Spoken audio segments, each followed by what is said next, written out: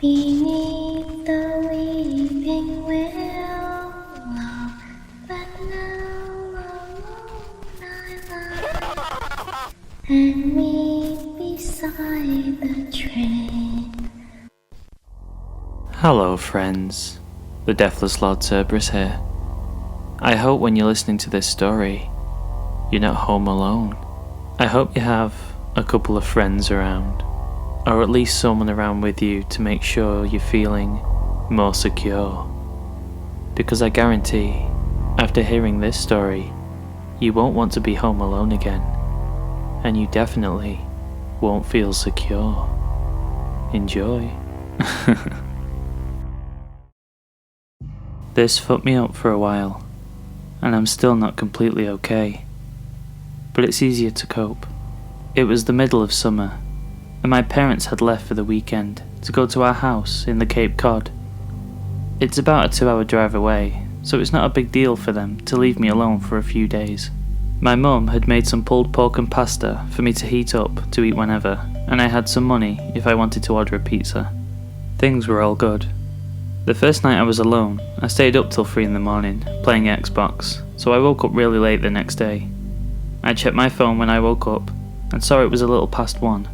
I had made plans to play some street hockey with my friends at 3, so I threw myself out of bed and stumbled into the shower. I take really long showers, so when my parents are gone, I go mental. I was in there for about 45 minutes on my phone, scrolling through Reddit and Twitter and whatnot, when I heard my front door open. The bathroom is directly up the stairs from the back door, and the thing is pretty loud when it opens and closes. I immediately froze, since obviously I was supposed to be alone.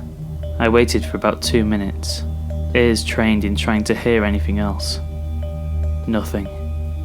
I figured it was just the wind, or maybe my parents were home early, so I turned off the shower, wrapped my towel around myself, and slowly walked down the stairs to check it out. So the stairs to the kitchen, where the back door is, are pretty tight and walled in, so it's essentially like walking down a tighter version of this, but replacing the rail with a wall, so I can't see into my kitchen when I walk down. Even though my house is old as shit, and each step on the stair makes a super loud creak, I still took my time and tried to be as quiet as possible. I probably took 45 seconds walking down all 12 of the stairs, so when I get to the second to last stair, right before I could see around the corner to the kitchen, I take a little breath to compose myself. In my mind, I knew I was being stupid.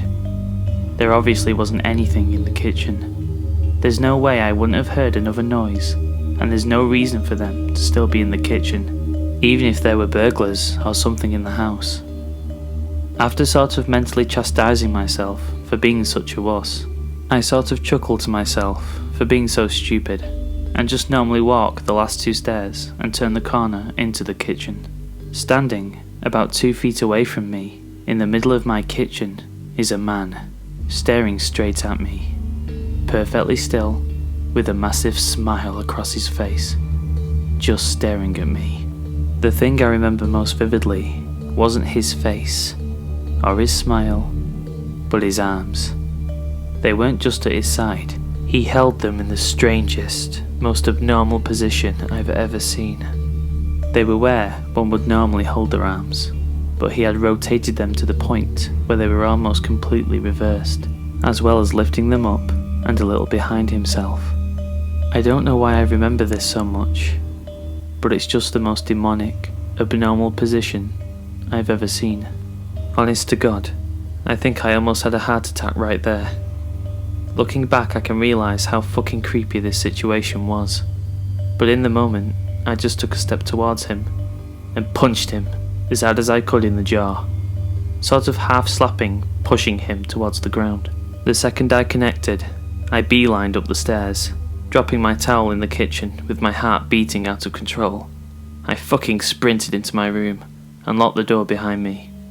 I quickly put a chair against the doorknob like you see in TV. Almost without thinking, I immediately called 911 and nearly in tears told the operator what happened.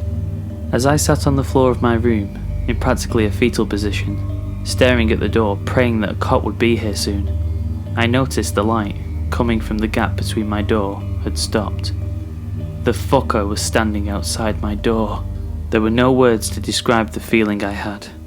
I was paralysed with fear, watching the shadow across the bottom of the door shift in tiny ways.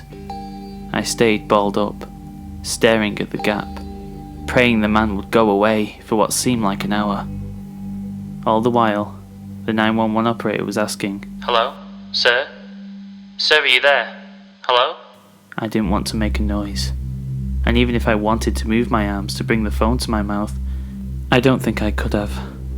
Eventually, the light returned to the gap, and I heard the faintest of footsteps slowly creaking the wooden floorboards as he walked down the hall. It was silent for 2 minutes as I just sat there, curled up, unable to even speak. I heard the banging on the front door and the sound of 2 officers entering my house. I finally felt safe, and I opened the door to 2 of them standing there. I almost cried.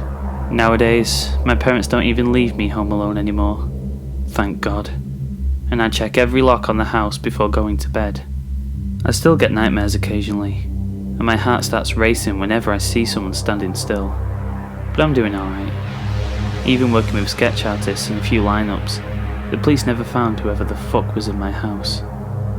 That sends shivers down my spine every time I look outside, half expecting to see him standing across the street, smiling under a lamppost. I have no idea what he wanted, or who he was, but regardless, let's not meet ever again.